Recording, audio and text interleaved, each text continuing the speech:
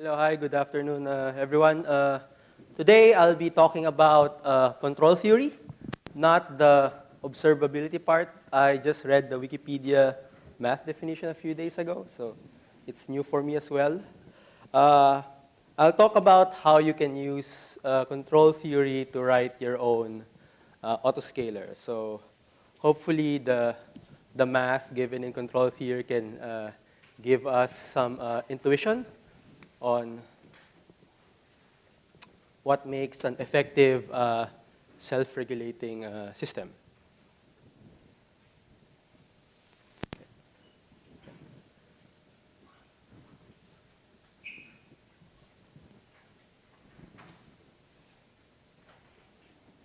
So a bit about me, I'm an SRE at Bloomberg. I work in our Hadoop infrastructure team. Lately, I've also been working on adding instrumentation in our Hadoop cluster to make operations more visible. I wrote some books about Docker 2 years ago, which means it's 100 years old in tech years. So autoscaling for me is a personal project for me learning about control theory more. So let's begin by having how our systems typically look like. So we have a server farm that receives traffic from customers, and then when we receive more traffic, the load in our systems increase, like CPU utilization, and that is polled by your monitoring system.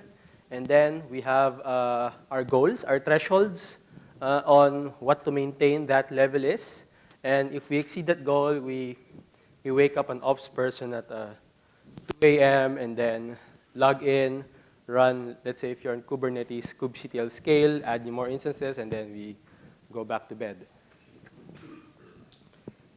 Similarly, our aircon sort of looks familiar, the same in terms of architecture. So you have your coolant, the thing that cools the environment in an air conditioner.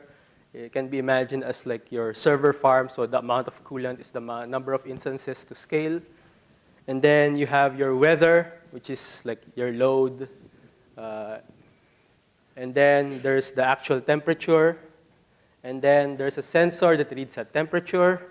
And then we have set the knob in our thermostat, what temperature we want, and then the thermostat, does it work?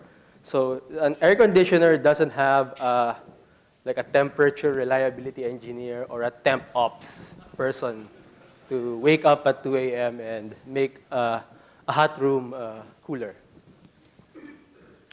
So here, the thermostat uses principles in control theory to identify how much coolant to release in the environment.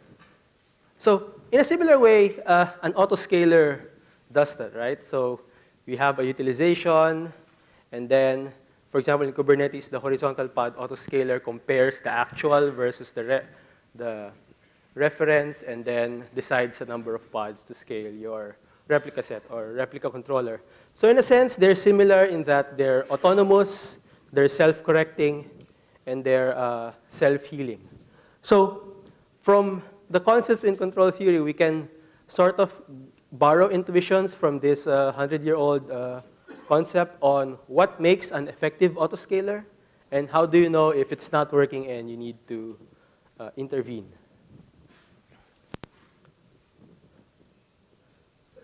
So to give a more general overview, so like what the Datadog presentation defined yesterday, it's a way of defining a dynamics of the system.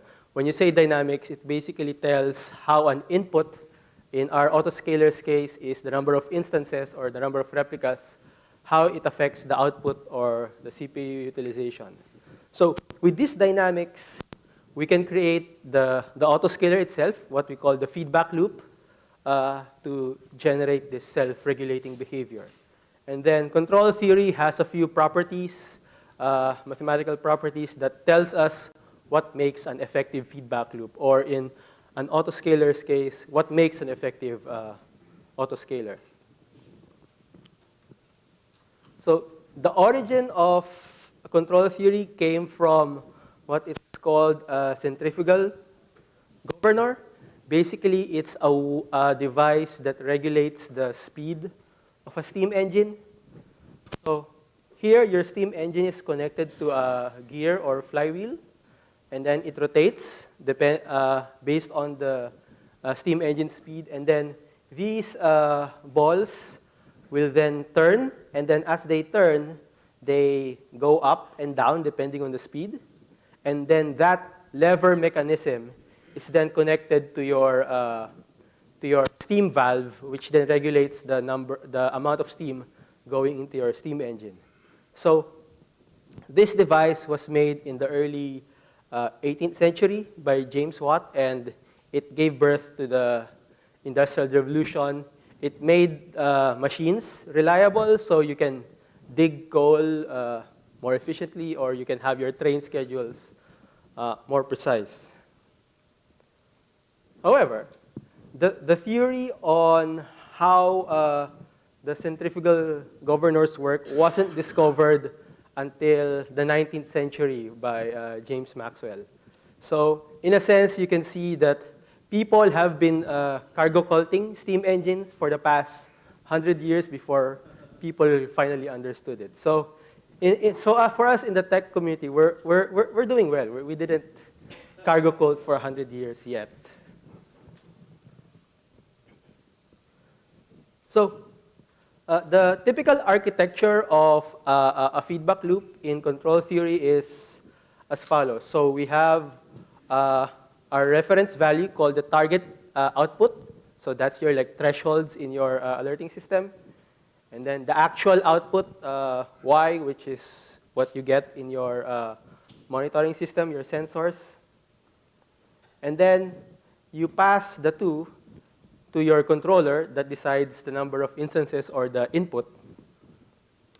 And then it's passed on your server farm, G.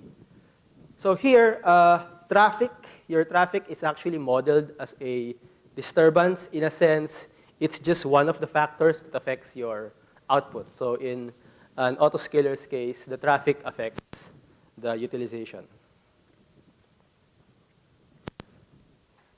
So here's a sort of code that you can do. So you get your output, your actual utilization from your sensors, your monitoring system, and then you give that to your controller to identify the number of input. And then to do the actual scaling in control theory literature, the scaling is done by what's called an actuator. And then here I just poll and sleep and monitor the system every 5 seconds. So here is an example output. So once I doubled the traffic, the CPU utilization doubles, and then so the controller decides I need to scale up twice, or when I half the traffic, then the number of instances will go down as well. So a good way to start getting your feet wet in making your own autoscaler using control theory is to model it as a linear model, or in control theory they call it linear time invariant system. So basically, in the term, so U is your input, the number of instances, and then Y is the output, the CPU utilization. So this equation just means that the input depends on the output times a factor, and how the utilization changes, the derivative. So it's just a combination of two, and then you can model it like a recursive relationship where your current CPU utilization depends on the previous CPU utilization, which means that the system has sort of memory effects, like the previous state is affecting the current state, and then the utilization. So now we have a way to create sort of a linear model for our system. We can look at a few properties on what makes a good feedback loop. So these properties will apply to anything that you want to regulate aside from autoscalers. I'll list a few examples where you can use control theory in other systems. So the first desirable property in a feedback loop system is stability. It means that the inputs and outputs are bounded. So there's no such case of having an infinite number of instances, unlike unlike the illusion that cloud gives you, right? You can scale infinitely. But so when you come to that, it means that your system is exploding. You're just adding a lot of instances, but you're not really fixing your problem.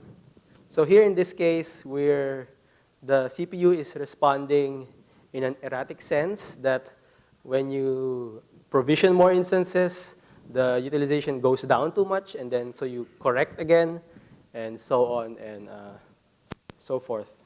So there's a lot of oscillation. So here is another really unstable system. No matter how many instances you add, your utilization still goes up. So there's probably other problems in your system, like your service dependencies, or your storage, or network, or database.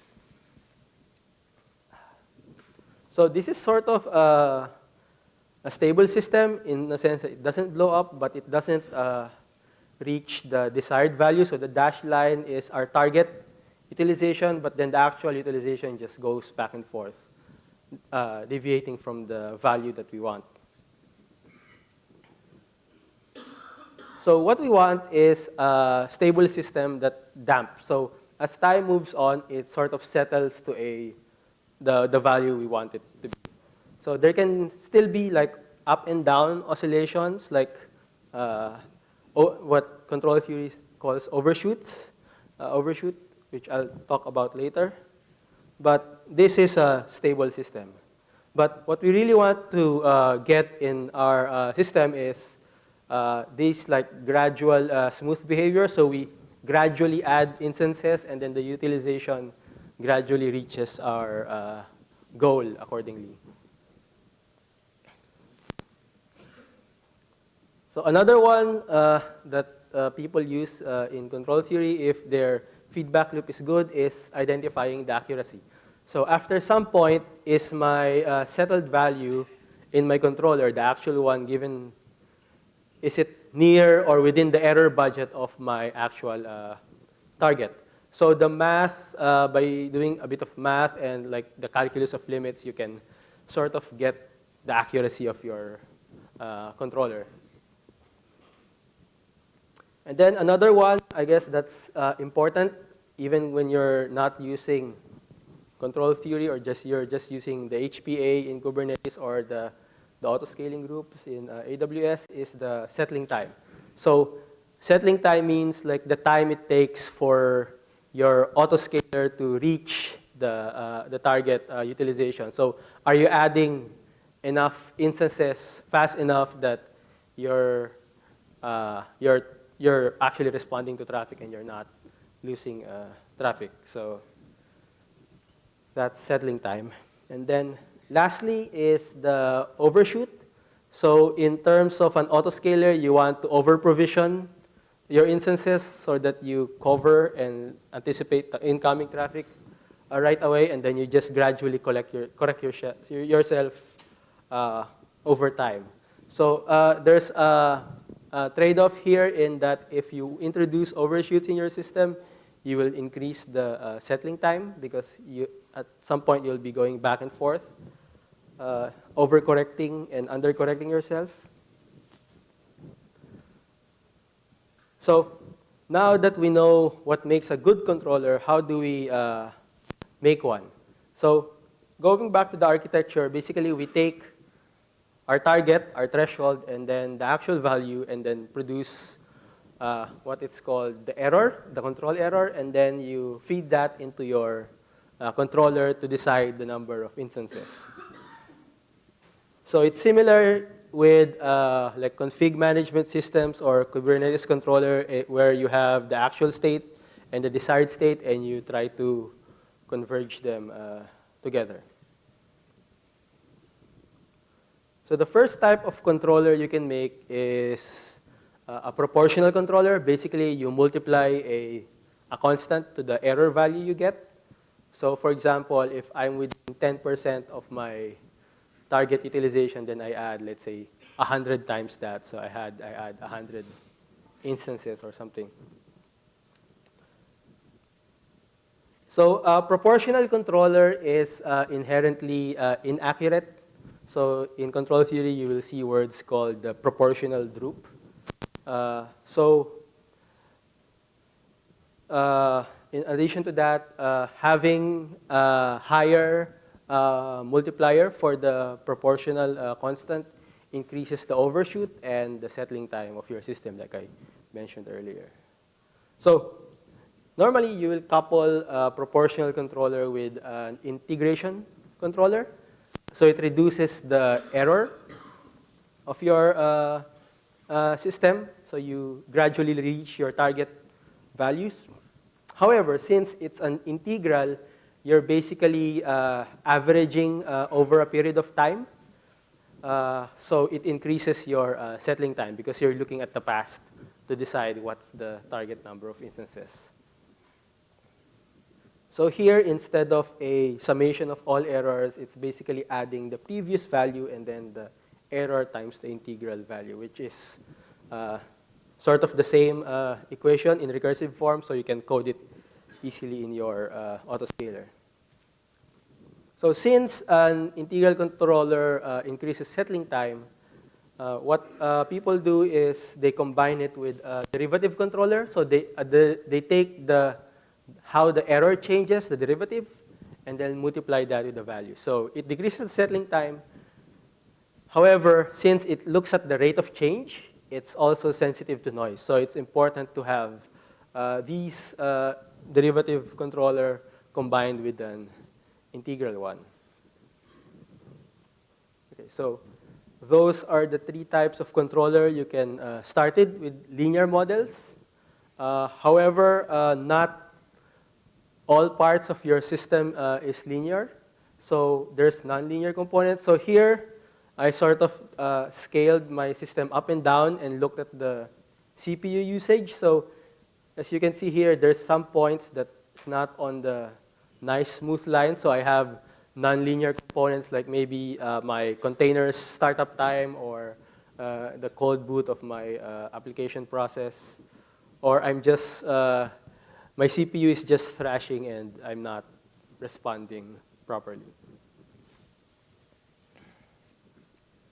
So other applications of control theory. So since it's a way to auto-configure and auto-tune a system to self-regulate, you can use other things you want to control. For example, you want to control the observed response time of your system versus, let's say, your web servers keep alive timeouts, or you want to optimize the memory compared to the number of worker connections. And then you can also use the same linear model to do multiple inputs and multiple outputs, so you can have a multi-dimensional model for your system that you want to tune.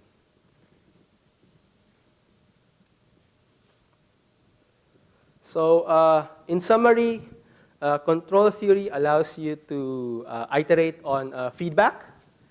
It provides models and intuitions that tells you if your feedback loop is effective.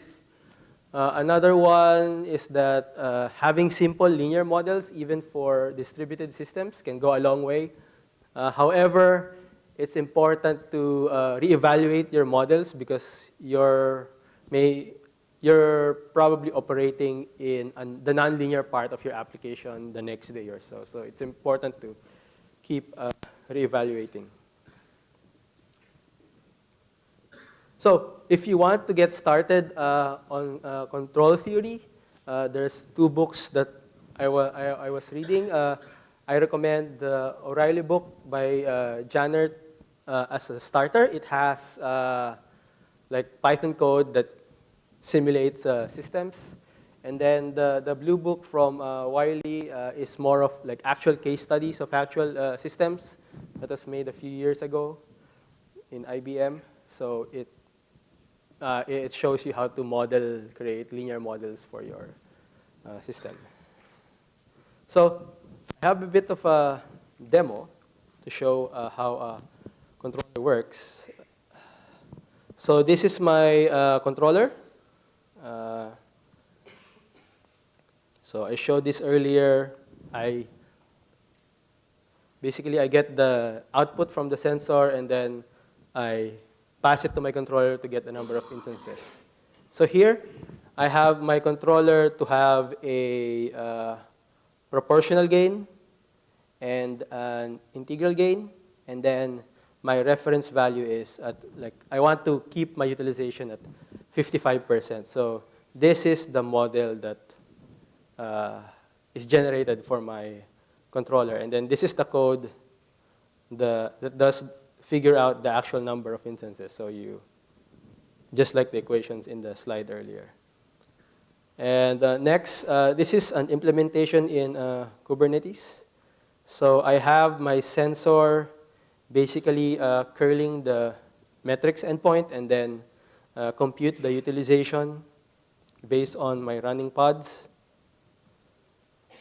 And then my actuator basically does a kubectl scale, which is a patch request on the application endpoint. And then, like a magician, I'll show you that my sleeves are empty, right?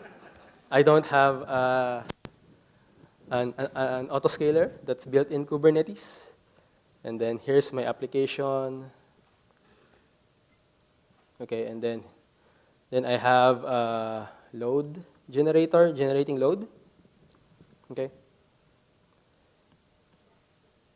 Okay. So here is my traffic. I'm sending 20,000 requests per second to my application, and then this traffic is being served by around 38 instances, and then the utilization is around 55%. So what I do is I double the load.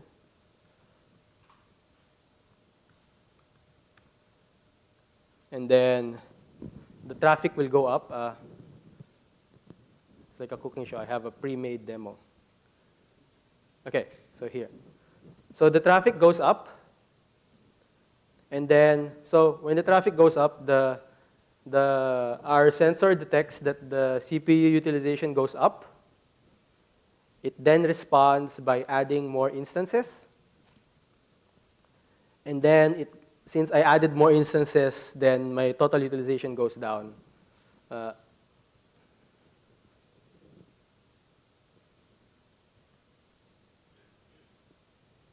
And so here I have an oscillating controller, as you can see. But at some point, it will settle down and have the utilization settle at 57%. So it's within a decent error. And then it achieved that number of, it achieved this utilization and self-corrected by adding 70, changing the number of instances to 70. And then in the end, I sort of scaled back so that, let's say that the heavy traffic event finishes. So traffic goes down, the utilization goes down. And so my controller detects that my utilization is at 40%, well below 55%. So it starts to scale down. And then it settles down at 38 instances in the system. So that's it for the demo. If you want to look at what I did, I have it in my GitHub. I'll post it in Slack as well. So thank you, everyone.